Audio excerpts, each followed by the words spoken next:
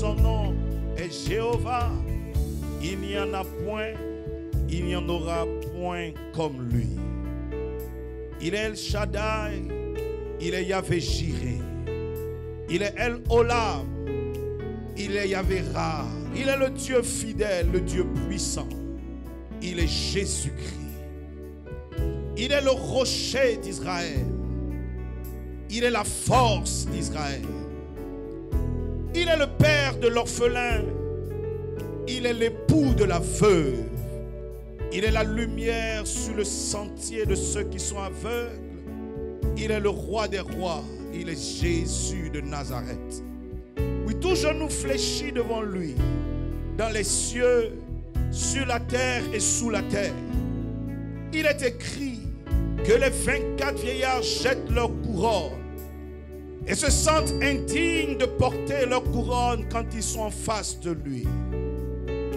Il est écrit que devant lui est comme une mer, la mer de cristal. Ses yeux sont comme des flammes de feu. Son visage est comme le soleil quand il brille dans sa force. Sa voix est comme le bruit que font les grandes eaux, les vagues des grandes eaux. Sur sa poitrine est une ceinture d'or. Et sa gloire remplit les cieux des cieux. Ses pieds sont comme de l'airain ardent, ses yeux comme des flammes de feu. Il est le Fils de Dieu, il est l'agneau de Dieu. Il est le roi des rois, le Seigneur des seigneurs, le rédempteur de Job.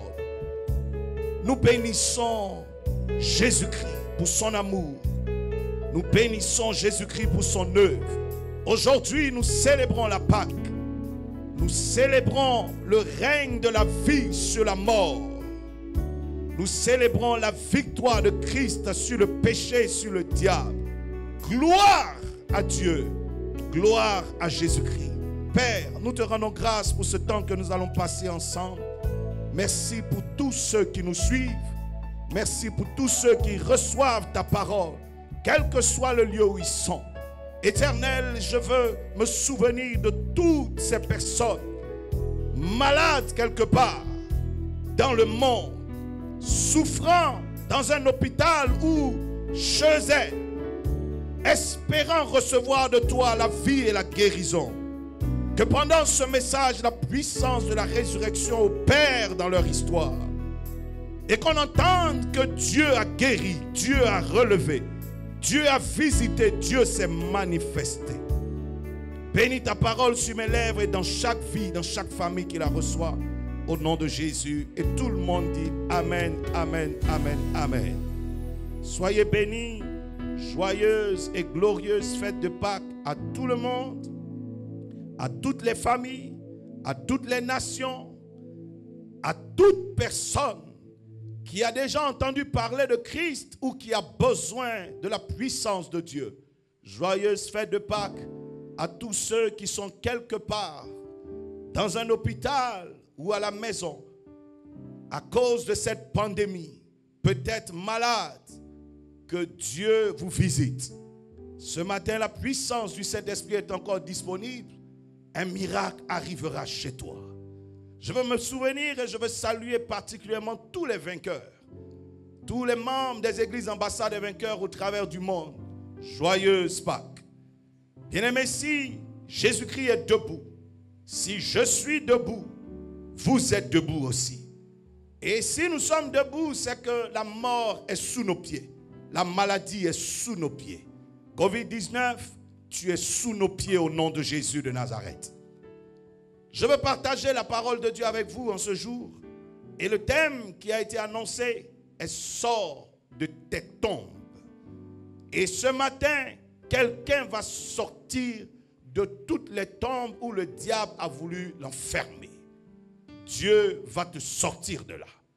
Et pendant que nous serons en train de prêcher, si tu entends simplement ma voix disant « Sors de là », tu écriras « Je sors de là ». Tu prononceras cette parole dans ta maison. Je sors d'ici. Je sors de cette situation. Et ce sera pour toi une bénédiction. Dans le livre de Jean, le chapitre 11, à partir du verset 3, il est dit, les sœurs envoyèrent dire à Jésus, voici, celui que tu aimes est malade. Après avoir entendu cela, Jésus dit, cette maladie n'est point à la mort, mais elle est pour la gloire de Dieu, afin que le Fils de Dieu soit glorifié par elle. Cette maladie, cette situation n'est point à la mort, mais elle est pour la gloire de Dieu, afin que le Fils de Dieu soit glorifié par elle.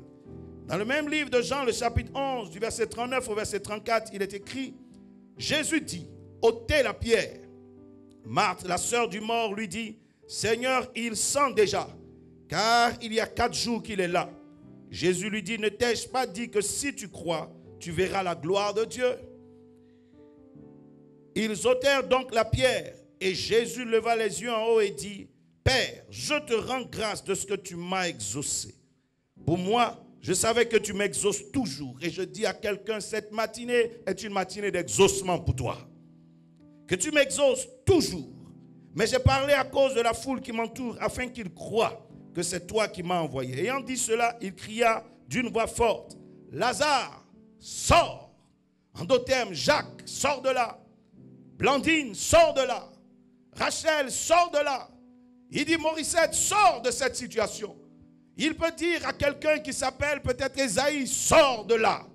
Quelqu'un va sortir de sa situation. Et la Bible dit, le mort sortit, les pieds et les mains liés de bandes et le visage enveloppé d'un linge. Jésus leur dit, déliez-le et laissez-le aller. Quelqu'un pourra reprendre sa route, pourra reprendre son chemin ce matin à cause de la puissance de la résurrection. Bien-aimés, ce texte parle de Lazare, un ami de Jésus, quelqu'un que Jésus-Christ aimait. Non seulement lui, mais Jésus-Christ aimait également sa famille, aimait ses sœurs. Je viens vers toi ce matin avec l'amour de Dieu, avec l'amour de Jésus-Christ.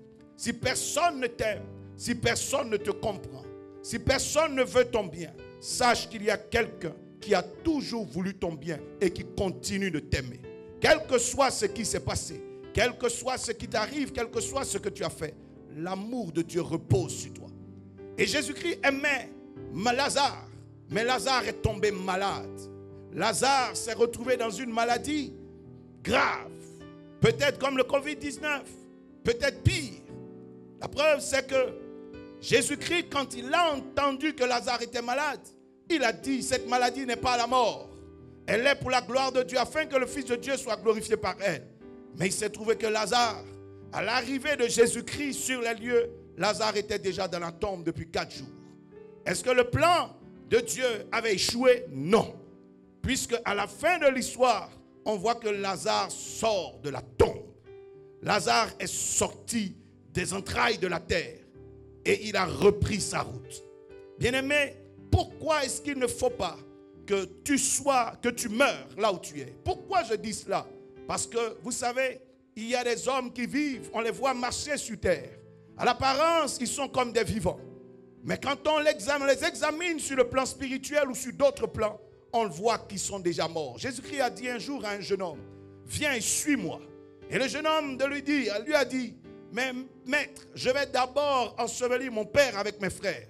Et Jésus-Christ a répondu, laisse les morts ensevelir leurs morts. Toi, viens et suis-moi sur le chemin de la vie.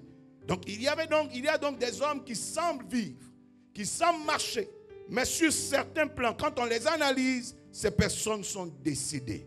Ces personnes fonctionnent comme des morts. Ce jour, tu dois sortir de là.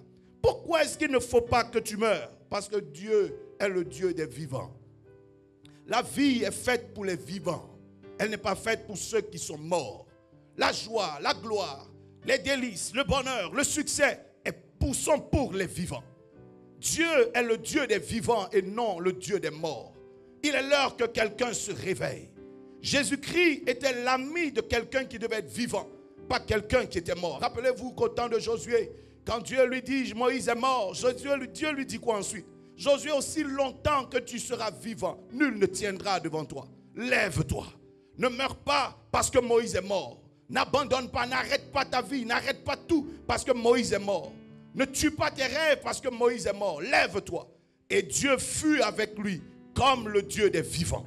Bien-aimé, pourquoi il ne faut pas que tu restes dans cette tombe Et qu'il ne faut pas que tu opères comme un mort parce que tu as encore beaucoup à faire.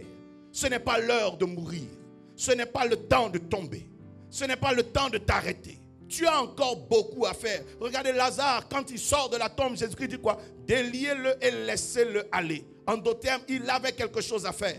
Il y avait un avenir. Même si à un moment donné, il y a eu une maladie. Même si à un moment donné, il y a eu un problème. Tu as beaucoup à faire et tu ne mourras pas là. Tu ne t'arrêteras pas là. Parce qu'il y a encore beaucoup à accomplir. Bien-aimé, pourquoi il ne faut pas que tu meures? Parce que nous avons encore besoin de toi. Ta famille a besoin de toi. Tu vois, tes amis ont besoin de toi. Tes enfants ont besoin de toi. La terre et la génération ont encore besoin de toi. Ne te laisse pas mourir. Et tu ne mourras pas. Oui, celui qui est à côté de toi, juste à côté de toi, dis-lui, je sais que tu as besoin de moi, je vivrai. Je ne mourrai pas. Je ne laisserai rien m'emporter avant le temps. Je ne laisserai rien m'éteindre parce que tu as besoin de moi. Vous savez, si Christ était resté dans la tombe, aujourd'hui nous serions dans le malheur. Mais parce qu'il est ressuscité, nous sommes dans la joie. Oui, nous avons besoin de lui. Il ne fallait pas qu'il reste longtemps dans cette tombe. Et nous glorifions Dieu de ce qu'il soit assis à la droite du Dieu vivant, intercédant pour nous, bénissant nos vies encore. J'ai besoin de toi. Bien-aimé, pourquoi il ne faut pas que tu meurs? Parce que la puissance de la résurrection est disponible. Lazare ne pouvait pas rester dans la tombe quand Christ est capable de le ressusciter. Quand il y a encore la puissance de la résurrection, là où la médecine s'arrête, là où la médecine dit je ne peux plus, Christ peut. Là où les hommes disent je ne peux plus, les hommes disent nous ne pouvons plus, Christ peut. Oui, ne meurs pas à ce carrefour pendant qu'il y a encore la possibilité de ressusciter. Ta maison peut ressusciter, ton foyer peut ressusciter, tes affaires peuvent se relever. Oui, ton histoire peut repartir. La puissance de la résurrection est là. Rappelez-vous de Naomi qui était en train de dire, rappelez-moi Maran, d'autres termes, c'est fini pour moi. C'est fini, laissez-moi mourir, laissez-moi m'éteindre. Alors qu'il y avait un avenir encore devant elle, car Dieu était capable de la restaurer. L'Éternel est notre berger, il nous restaure. Dieu te restaurera. Dieu te relèvera. Dieu vous permettra par sa puissance que tu sortes de cette tombe. Et que quelqu'un dise, je sors de cette situation. Je sors de là ce matin au nom de Jésus de Nazareth. Bien aimé, quelles sont les tombes dans lesquelles le diable veut nous enterrer? Quand nous lisons les Écritures, nous voyons que plusieurs personnes sont parties et ont dû revenir, comme le fils de Naïm. Il est revenu à la vie. Mais quelles sont les tombes dans lesquelles un être humain peut se retrouver? Pourquoi un homme marche et Christ l'appelle un mort? Quand on dit un mort, ça veut dire qu'il est dans une tombe. Pourquoi certaines personnes sont sur la terre, parlant avec les autres, mais on les identifie à des morts? Pourquoi on ne dit pas que ces personnes sont vivantes? Rappelez-vous que lorsque Élisée parlait d'Élie, il dit quoi? Ton âme est vivante. Ça veut dire qu'il y a des personnes qui marchent, mais leur âme est déjà morte. Bien-aimé, quelles sont les tombes dans lesquelles quelqu'un peut se retrouver? Comment nous en sortir? Et ce matin, tu sortiras de tes tombes. J'espère pouvoir partager avec toi la sortie de cette tombe. Sinon, nous partagerons ces choses à la prochaine fois. Bien-aimé, la première tombe dans laquelle le diable veut plonger l'homme est la tombe de l'ignorance. Tu dois en sortir. Un homme ne peut pas évoluer s'il est dans la tombe de l'ignorance. Et nombreuses sont les personnes qui sont couchées dans la tombe de l'ignorance. Rappelez-vous que lorsqu'on a annoncé à Jésus que Lazare est malade, qu'est-ce que Christ a répondu? Il dit, cette maladie, telle que je la vois, telle que je l'examine, telle que je la comprends, avec le discernement de Dieu, cette maladie n'est pas la mort. En d'autres termes, cette maladie ne doit pas conduire quelqu'un dans la tombe. Mais pourquoi Lazare s'est retrouvé dans la tombe? Parce que ses sœurs ignoraient cela, ignoraient cette dimension de la gloire de Dieu qui était dans cette maladie. Vous savez, des fois, c'est l'ignorance qui entraîne quelqu'un dans une tombe. Si les sœurs de Lazare savaient que cette maladie n'était pas la mort, mais qu'elle était pour la gloire de Dieu, jamais elles l'auraient enterrée. C'est l'ignorance qui amène quelqu'un vers la mort. Tu es peut-être aujourd'hui dans cette tombe-là, il faut que tu sortes de là. Il y a une dimension de ta vie, une dimension de ta personne, une dimension de la situation que tu traverses que tu ne perçois pas. Aujourd'hui, nous sommes dans cette situation de Covid-19. Il y a plusieurs dimensions dans cette maladie. La dimension naturelle que nous voyons, mais il y a aussi certainement une dimension spirituelle. J'en parle pourquoi? Parce qu'il y a eu un témoignage en cette semaine. La tante d'une de nos filles, qui s'appelle Josiane, s'est retrouvée malade à l'hôpital de ce Covid-19. Hospitalisée, elle a même fait 3 jours de coma. Quand elle en ressort, elle rend un témoignage. Elle dit, je me suis retrouvée dans une grande salle. Et il s'est trouvé qu'il y avait des médecins autour de moi. Ils étaient nombreux. Et je me suis rendu compte qu'ils mettaient comme des tuyaux de ma bouche à mon ventre. Et ils me disaient qu'ils devaient nettoyer mon ventre. Ils devaient nettoyer mon corps, nettoyer ma personne. Et la femme a passé 3 jours comme ça. Quand elle se réveille, elle se retrouve dans une petite salle. Et elle demande à tous ceux qui étaient autour d'elle, mais où sont les médecins? Où sont ceux qui étaient en train de me traiter? Les gens lui disent, non, tu es resté ici dans cette petite salle, ça fait 3 jours. Ça veut dire quoi? Pendant que nous prions pour elle avec ferveur, un Dieu l'a visitée. Certainement des anges se sont retrouvés autour d'elle, en train de faire quoi? Traiter sa situation. Il y avait une portée, une dimension spirituelle au mal qu'elle était en train de vivre. Je déclare que tout esprit de mort qui veut profiter de cette situation de Covid-19 pour emporter la vie de quelqu'un est lié, vaincu au nom de Jésus. Bien-aimé, dans l'ignorance, qu'est-ce que quelqu'un fait? Vous savez, Marthe a répondu, les sœurs de Lazare ont répondu quoi? Elles ont dit, si tu eusses été ici. Vous savez, la tombe de l'ignorance est pour ceux qui ont souvent une mauvaise connaissance de la situation. Si tu eusses été ici, mon frère ne serait pas mort. Ce qu'elle semble dire, ça paraît vrai. Mais à la vérité, elle a une information qui ne sert plus à rien. Vous êtes ignorant quand vous avez l'information qui ne donne plus rien. Lazare était déjà mort. Et cette femme était déconnectée, elle n'était plus d'actualité. Elle ne maîtrise pas la situation. Vous savez, la plupart du temps, on entend des gens dire, oh, s'il y avait eu ça, s'il y avait eu ceci, s'il y avait eu ça, mais c'est déjà fait. Quelquefois même, j'entends dans nos nations, oh non, si on avait empêché que tel avion arrive, aujourd'hui nous ne serions pas là. Oui, c'est vrai, mais nous sommes déjà à un autre niveau. Ce n'est plus le temps de s'accuser. Est-ce que Dieu ne peut pas agir maintenant? Que pouvons-nous faire maintenant? Oh, si tu avais fait ça à cette époque-là, aujourd'hui on ne serait pas dans ce problème, mais c'est déjà fait. Qu'est-ce que nous faisons? Cette information n'est plus d'actualité. Ça ne sert à rien. Quelqu'un dans la tombe de l'ignorance, lorsque par exemple il peut dire comme Marthe, je sais qu'il ressuscitera au dernier jour. Voici une femme qui parle de quelque chose qu'elle ne connaît pas. Quand les gens ne maîtrisent pas la grâce de Dieu et le plan de Dieu sur votre vie, ils vous plongent dans la tombe.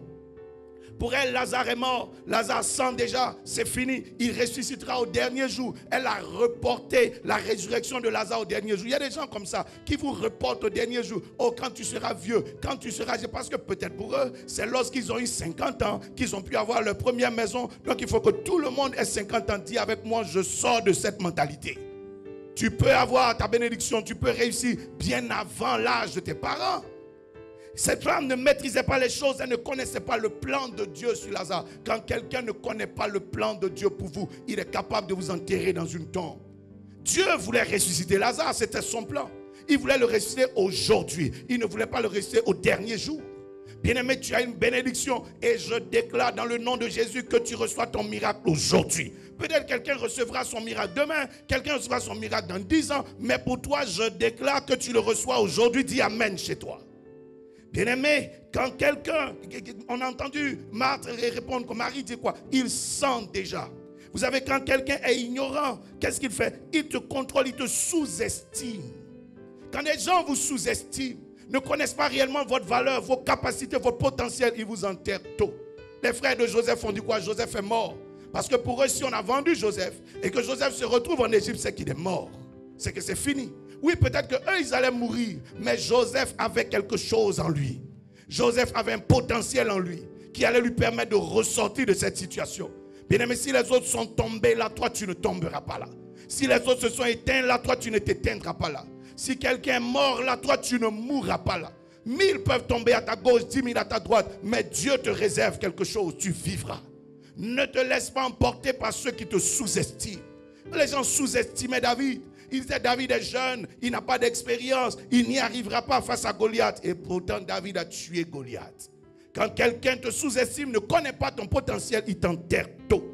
Bien-aimé, quand tu regardes la parole de Dieu, qu'est-ce qu'on comprend? Dans le livre d'Ésaïe 60, Ésaïe 60 donne la parole, donne le secret pour ne pas mourir dans l'ignorance. Il dit quoi? Lève-toi, sois éclairé. La puissance de la révélation peut sortir quelqu'un de l'ignorance. Quand Dieu se révèle à vous, quand Dieu ouvre votre esprit et qu'il vous éclaire, alors tout ce qui est ténèbres disparaît. Alors vous comprenez, vous maîtrisez la situation dans laquelle vous vous trouvez. Parce que Jésus-Christ était éclairé sur la situation, il est allé jusqu'à la tombe et il a dit à Lazare de sortir. Quand Dieu a ouvert ton esprit, quand Dieu se révèle à toi, alors tu sais comment aborder la situation, l'ignorance disparaît. Je n'ai pas dit quand la science agit. Des fois la science elle-même nous trompe. Parce que la science déclare des fois des choses en disant c'est fini alors que ce n'est pas fini. Mais quand Dieu t'éclaire, tu peux maîtriser la situation. Et je déclare que la puissance de la révélation de Dieu se manifeste chez toi. Que Dieu t'éclaire au nom de Jésus. Que Dieu se révèle à toi. Cette situation dans laquelle tu es, le Saint-Esprit te parlera d'elle et tu vivras. Au nom de Jésus, quelqu'un dit, je sors de cette tombe d'ignorance. Je sors de cette tombe. Que tout voile qui est sur mon intelligence soit déchiré. Bien-aimé, il y a une deuxième tombe qui est dangereuse. Quand nous regardons bien, Marthe et Marie étaient les sœurs de Lazare. Elles aimaient Lazare. Mais dans leur amour, qu'elles ont fait? Elles ont enterré Lazare. Bien-aimé, la tombe de l'amour des hommes. Quand tu nais qu'entre les mains des hommes, même quand ils t'aiment, ils t'enterrent souvent tôt. C'est les sœurs de Lazare qui l'ont enterré tôt. Ce n'est pas des ennemis, ce n'est pas des sorciers. Vous savez, quand tu es entre les mains des hommes et que tu ne vis que par l'amour des hommes, tu meurs tôt. Il n'y a que l'amour de Dieu qui est capable d'aller au-delà de certaines situations. Bien-aimé, quand les hommes t'aiment, les hommes ne peuvent pas te donner d'accomplir des fois ta destinée. L'amour des hommes t'entraîne des fois hors même de la destinée, hors du plan de Dieu. Rappelez-vous que Pierre a dit à Jésus-Christ, je t'aime, ne meurs pas, ne va pas à la croix. Et pourtant la destinée de Christ c'était qu'il aille à la croix pour vaincre la mort, pour vaincre le péché. L'amour des hommes des fois t'éloigne de la destinée que Dieu a prévue pour toi. Et si tu ne veux répondre qu'à l'amour des hommes, tu ne peux pas répondre à l'amour de Dieu. L'amour des hommes ne t'envoie pas très loin. L'amour des hommes ne te conduit pas très loin. Les hommes sont souvent satisfaits lorsque tu as fait peu. Jésus-Christ a dit quoi? Qui suis-je? Les gens disent tu es un prophète, ça suffit. Mais pourtant il était le Fils de Dieu, il devait aller plus loin qu'un prophète. Je prie et je déclare que tu sortes de cette tombe-là. Que personne ne t'enterre ou enterre ton avenir en disant je t'aime. Bien-aimé, l'amour des hommes est capable de faire quoi? Des fois, les hommes parlent beaucoup, mais se sacrifient peu. Rappelez-vous qu'au temps où Jésus-Christ partait vers Lazare, quand on lit ce texte, on voit que les disciples ont dit quoi? Mais ce n'est pas la peine de partir parce qu'on a failli nous lapider. Les hommes sont prêts à parler. Mais quand l'heure de l'action arrive, quand l'heure du sacrifice arrive, les hommes t'abandonnent. Si tu as compté sur l'amour des hommes, tu es mort. Bien-aimé, Pierre a dit à Jésus-Christ, je t'aime. Mais quand l'heure était arrivée pour les sacrifices, l'heure était arrivée pour passer l'épreuve, Pierre a dit, je ne le connais plus. Et il a abandonné. Quand les hommes t'aiment, ils t'aiment jusqu'à un carrefour. Quand leur vie est menacée ou leurs intérêts sont menacés, ils t'abandonnent. Bien-aimé, l'amour des hommes est un amour souvent intéressé. Les gens sont avec toi quand ils ont leur intérêt avec toi. Le jour où ils n'ont plus d'intérêt, ils s'en vont. Ils t'abandonnent, ils te laissent tomber. Rappelez-vous de Orpa. Orpa a dit à Naomi, j'irai avec toi, je t'aime maman. Mais lorsque Naomi lui a dit, tu ne pourras pas avoir de mari si tu me suis. Son intérêt est parti, elle est retournée chez elle. L'autre suivait Abraham, mais quand il arrivait à un certain carrefour, où il a senti que ses intérêts étaient à Sodome et Gomorrhe et pas chez Abraham, il a abandonné Abraham. L'amour des hommes est un amour souvent intéressé. Et au carrefour des intérêts, les hommes vous trahissent. On se trahit, on se vend, comme Judas a vendu Jésus. Bien-aimé, l'amour des hommes est souvent un amour hypocrite. Est-ce que Lazare pouvait imaginer que ses sœurs allaient dire « il sent mauvais » ? Qu'est-ce que l'amour hypocrite? Ce sont ces personnes qui parlent devant vous en bien, qui disent de bonnes choses quand vous êtes là, comme Thomas, qui croyait en Jésus, qui parlait bien de Jésus quand Jésus était là. Mais lorsque Jésus est allé à la croix et qu'il est mort, on a vu le même Thomas se retourner pour dire qu'il ne peut jamais ressusciter. En d'autres termes, il ment. Moi, quand j'étais là, c'est vrai, on était tous devant lui. Donc, c'est des personnes qui parlent devant vous d'une certaine manière, mais derrière vous qui disent autre chose. C'est des hypocrites. Et quand tu te confies à ce genre de personnes, tu es en train de creuser ta tombe. Je déclare que toute personne qui est en train de préparer ainsi ta tombe comme un Judas, comme un Thomas, sera piégée par sa propre tombe. Tu ne mourras pas. Bien-aimé, l'amour de Dieu est meilleur pour l'homme. Voici Christ, quand il aimait Lazare, il est allé jusqu'au stade de la tombe. On dit il sent mauvais, il dit ouvrez la tombe. Si j'ai été avec lui quand il sentait bon, je suis avec lui quand il sent mauvais. Et nous allons ressortir ensemble. Recherche l'amour de Dieu. C'est vrai, nous luttons et nous faisons beaucoup d'efforts pour gagner la sympathie et l'amour des hommes. Mais laisse-moi te dire que l'amour des hommes ne peut pas grand-chose pour toi. Il faut mieux chercher l'amour de Dieu. Des fois même, c'est en recherchant l'amour des hommes que tu as abandonné l'amour de Dieu. Christ a préféré aimer Dieu. Il a préféré chercher l'amour de Dieu. La Bible dit qu'il est rentré dans la tombe et Dieu l'a ressuscité. Ce n'est pas Pierre qui l'a ressuscité. Ce n'est pas Jean qui l'a ressuscité. Ce n'est pas Jacques qui l'a ressuscité. C'est Dieu qui l'a ressuscité. Pendant que l'amour de Dieu est disponible, je prie que tu le saisisses. Simplement accepte Jésus-Christ dans ton cœur. Et dis au Seigneur, je veux te reconnaître comme mon Seigneur et mon Sauveur. Je t'accepte aujourd'hui dans ma vie. C'est vrai, j'ai des amis, mais mes amis ne peuvent pas sauver mon âme. Seigneur, aujourd'hui, je prie que tu pardonnes mes fautes, que tu me laves par ton sang et que la puissance du Saint-Esprit que tu m'as accordée par ton amour repose sur moi. Au nom de Jésus. Et si tu as fait cette prière, tu es déjà sauvé, tu peux acclamer le Seigneur là où tu es. Bien-aimé, il y a une troisième tombe dont nous allons parler. Après la tombe de l'amour, que nous pouvons vaincre en recherchant l'amour de Dieu, en pratiquant la parole de Dieu, en gardant la parole de Dieu, tu gagnes l'amour de Dieu. Après cette troisième tombe, après cette deuxième tombe, il y a ce qu'on appelle la tombe de la peur. La peur plonge quelqu'un dans une tombe. Dans cette situation que la terre traverse, combien de gens ne sont pas en train de mourir même par peur, par crainte? Dès que tu as peut-être une petite fatigue, ou ça, je dois avoir le Covid-19, je dois être atteint, je dois être contaminé. La peur même est en train de détruire des vies. La peur plonge quelqu'un dans la tombe. Les frères, les disciples de Jésus-Christ ont dit quoi à Jésus? Nous ne pouvons pas retourner là-bas, puisqu'on a failli nous tuer. La peur les amenait à abandonner leurs amis dans la tombe. Si Jésus-Christ avait eu peur aussi, Lazare serait resté dans la tombe. La peur plonge quelqu'un dans la tombe. La peur enfonce l'avenir dans la tombe. Voilà pourquoi, quel que soit ce qui se passe à présent, ne paniquons pas. Recherchons la solution. Que nos gouvernants ne paniquent pas. Que nos médecins ne paniquent pas. Que les familles ne paniquent pas. Que les parents ne paniquent pas. Quel que soit ce qui arrive, sachez que Dieu est capable de nous délivrer. Ne paniquons pas. La panique peut nous emmener dans toutes sortes de sens et peut profiter au diable. Mais si nous restons sereins de la sérénité de la foi, nous verrons la solution arriver. Nous verrons la lumière se lever. Nous verrons le soleil se lever bientôt. Et je proclame que cette situation passe au nom de Jésus. Bien-aimé, la peur peut emmener quelqu'un à faire des erreurs graves et se retrouver dans la tombe. Par exemple, quand tu as peur des risques, la peur des risques, la peur d'oser, la peur d'échouer. Oh, si je fais ça, je vais échouer. Imaginez-vous quand Jésus-Christ se retrouve face à la tombe de Lazare. C'est un grand risque que de s'arrêter là et de dire Lazare sort de la tombe. Et s'il ne sort pas de cette tombe? Voyez, la peur allait emmener Jésus-Christ à dire quoi? Laissez-le là-bas. La crainte d'échouer. Quand quelqu'un a trop peur d'échouer, il ne réussit jamais. Quand vous avez peur de prendre des risques, vous n'allez pas loin. Les hommes disent qui ne risque rien n'a jamais rien. Oh non, j'ai peur de tout. Et finalement, tu vis dans une petite histoire, une petite vie, alors que Dieu t'attend au-delà de cela. Oui, l'histoire de Jésus-Christ se trouvait au-delà de la tombe. Il fallait entrer dans la tombe et en sortir. Il fallait oser entrer dans la tombe. L'histoire de David se trouvait au-delà de Goliath. Il fallait oser affronter Goliath. Il fallait oser rentrer, il fallait prendre ce risque-là. Des fois, quand on prend un certain risque, la vie devient meilleure. On calcule, on prend des conseils et alors on se jette et la vie devient meilleure. Si Moïse n'avait pas pris le risque de parler à Pharaon et lui dire « Nous allons sortir d'Égypte », jamais il serait sorti d'Égypte.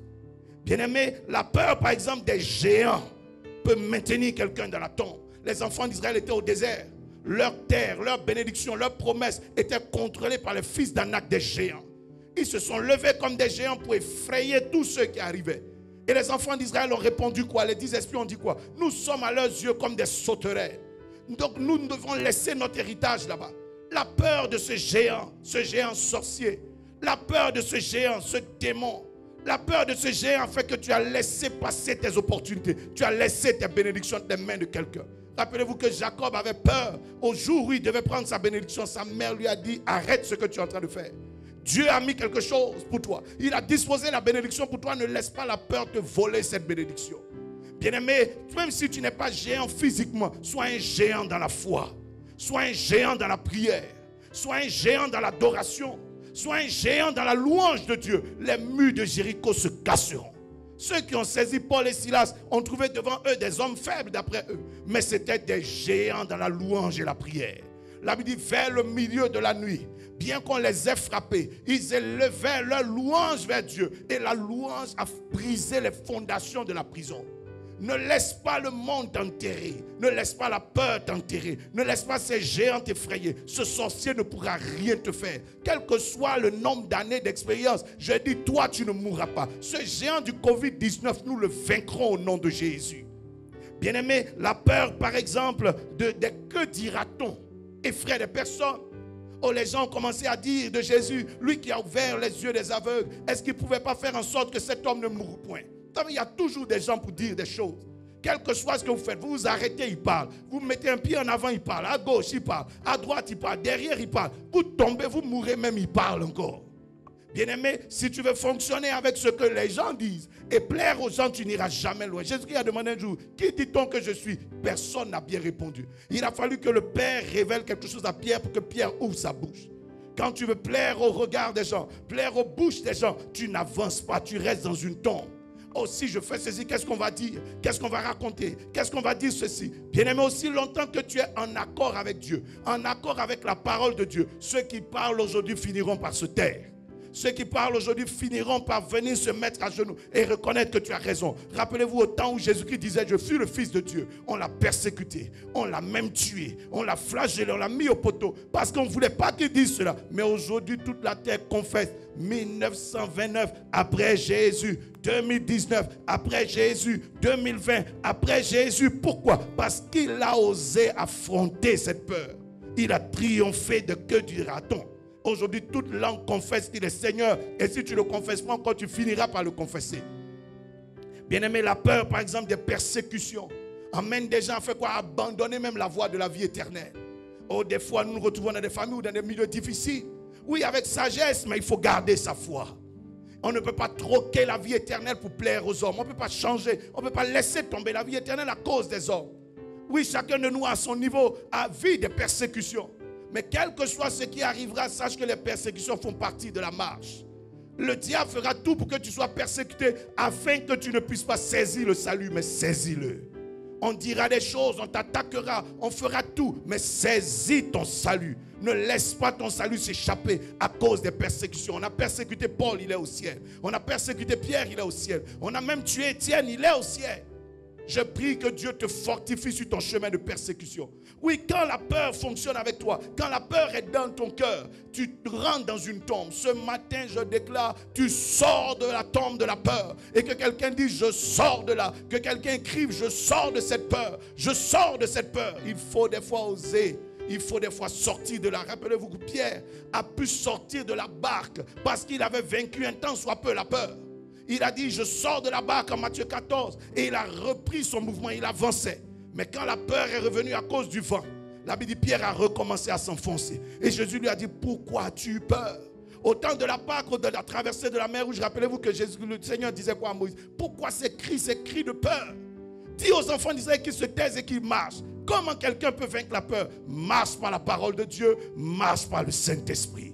Que le Saint-Esprit te conduise. Quand Pierre a été fortifié par le Saint-Esprit, au jour de la Pentecôte, la Bible dit devant 3000 personnes. Lui qui avait régné Jésus-Christ devant une femme, il a parlé devant 3000 personnes. Aussi longtemps que tu marches par l'Esprit, la peur disparaîtra.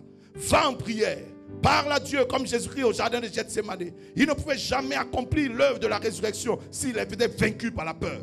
Mais à Gethsémane, il a vaincu la peur. Par la prière, il pria et Dieu le fortifia. Je dis, tu seras plus fort que ces géants. Tu les vaincras au nom de Jésus de Nazareth. La quatrième tombe dont tu dois sortir est la tombe de l'incrédulité. Rappelez-vous que quand Jésus-Christ est arrivé au niveau de la tombe, Marthe et Marie se sont opposées. Elles ne croyaient pas.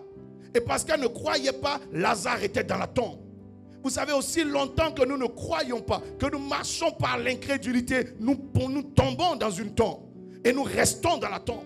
Lazare pouvait sortir très vite de cette tombe-là. Il n'aurait pu ne jamais se retrouver là-bas si ses sœurs avaient fait preuve de foi. Mais à cause de l'incrédulité, il s'est retrouvé dans la tombe pendant des jours et des jours, au point où son corps se décomposait. Il y a beaucoup de choses dans ta vie, beaucoup de Lazare dans ta vie, beaucoup d'opportunités, beaucoup de dossiers qui sont rangés quelque part dans une tombe à cause de ton incrédulité. Mais ce matin, ces dossiers vont réapparaître. Quand on est incrédule, on rejette Dieu. Voyez, et on se limite aux hommes. On ne croit pas en Dieu. On se limite à ce que les hommes peuvent faire. On se limite à la science des hommes. Et regardez le monde aujourd'hui. Le monde, la science des hommes est tombée. On est là, scientifiques. On est là, tous les hommes, des milliards sur terre. Et nos frères meurent. Et tout le monde et les gens sont en train de tomber dans toutes les nations. L'homme, c'est vrai, a été doté de certaines capacités, mais l'homme est limité. Là où Marthe et Marie étaient limités Dans leur capacité, il y avait des médecins à cette époque. La preuve, Luc était médecin. Mais il avait dit, Lazare est quand même mort. Bien-aimé, quand tout le monde ne pouvait plus rien, Jésus-Christ a ressorti Lazare de la tombe. Je veux saluer au passage notre frère Xavier en Europe, en France, et notre sœur Amélie en France, qui se sont retrouvés justement malades du Covid-19 gravement. Mais la puissance de la prière, la puissance de la foi les a sortis de là. Et nous bénissons Dieu pour cela. Bien-aimé, quand l'homme ne peut plus rien, la foi peut quelque chose. Nous avons quelqu'un qui nous a créés, qui est capable de nous ressortir de là. Ne laissez pas la science dire que vous êtes décomposé. Ne laissez pas la science dire que c'est trop tard. Quand l'homme ne peut plus, Dieu peut. J'ai prié pour un médecin qui est d'ailleurs dans notre assemblée. Ce médecin souffrait d'un mal dans son dos. Et il est venu, ses amis lui ont dit, il faut que tu ailles te faire opérer, c'est risqué, tu peux perdre ton travail, tu peux tout perdre.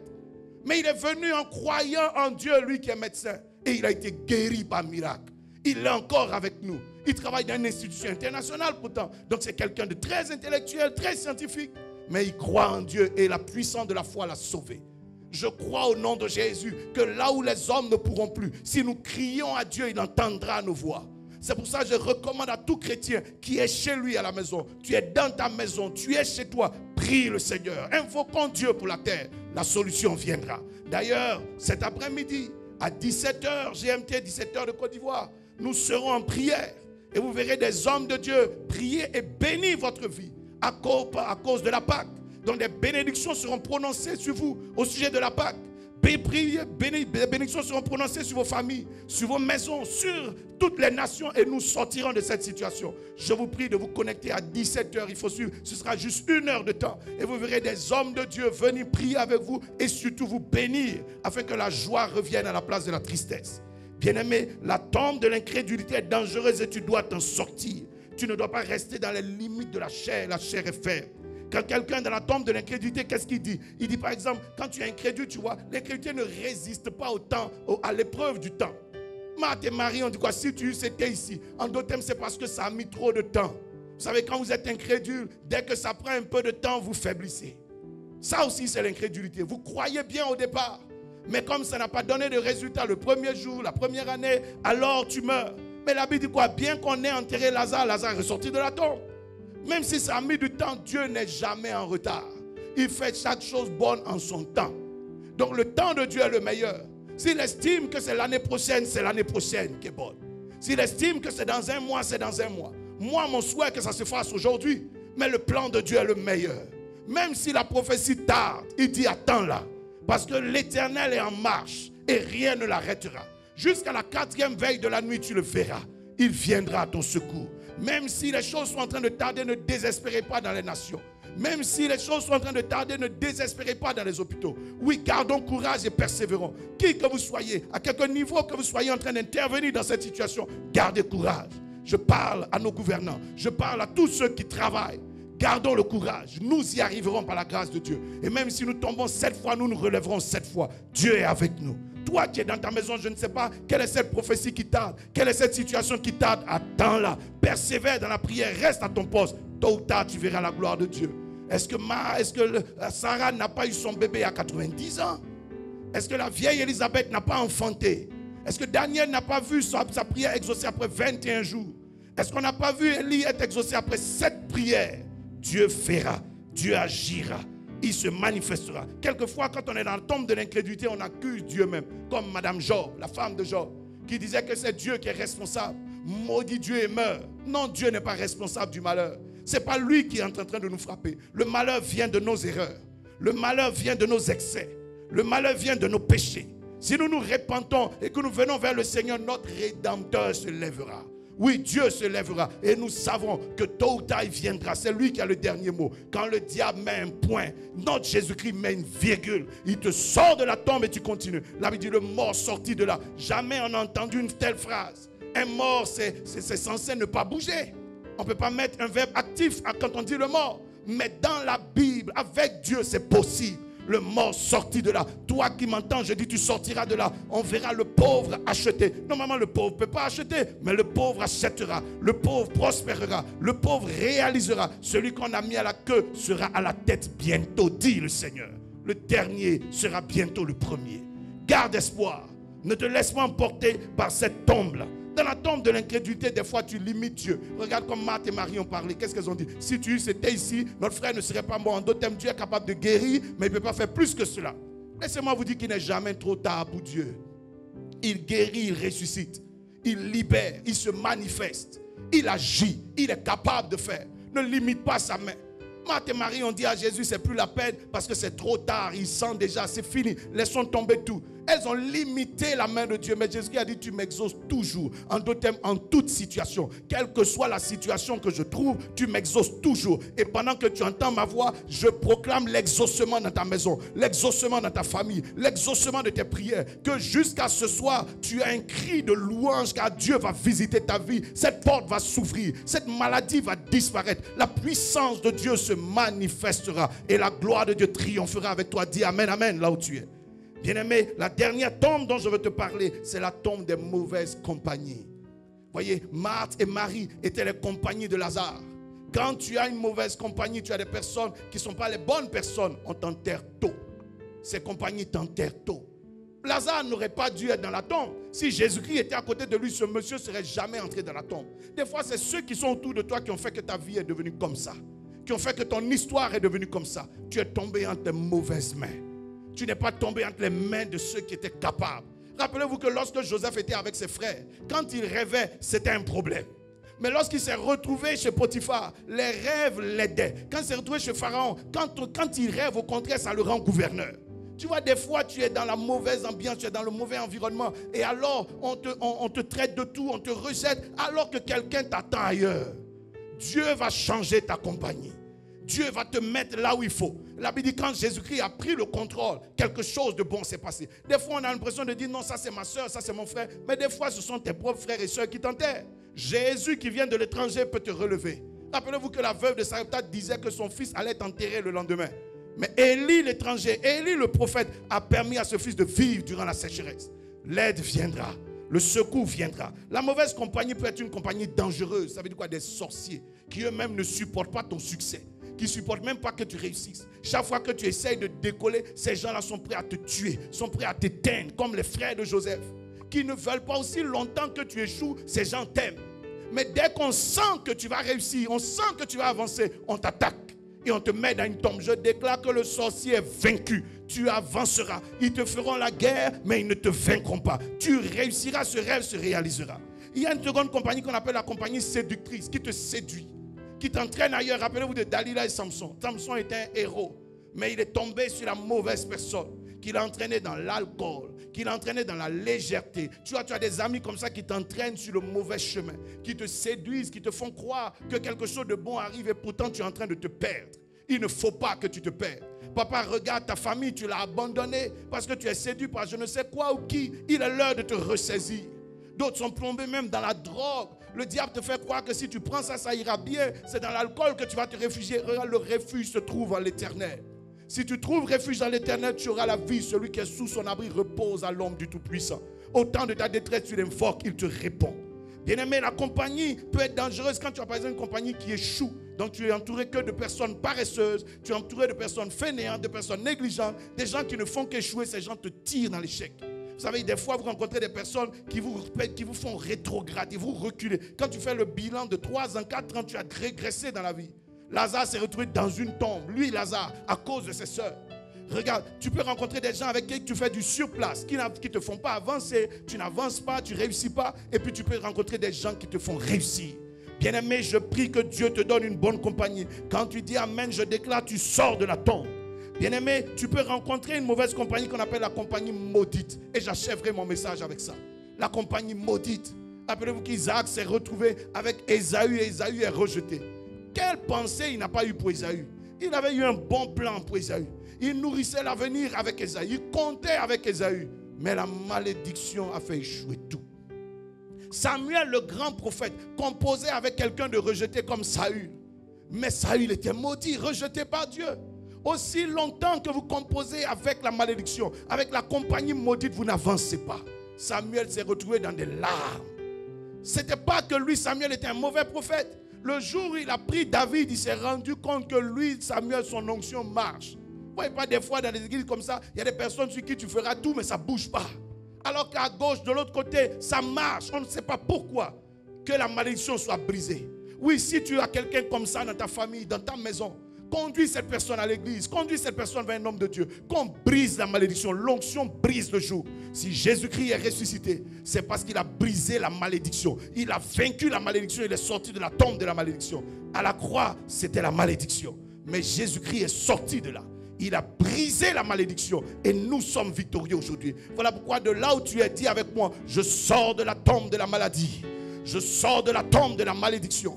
Je sors de la tombe de la pauvreté. Je sors de la tombe de la honte. Je sors de la tombe de la frustration. Je sors de la tombe de l'échec. Je sors de la tombe des malédictions.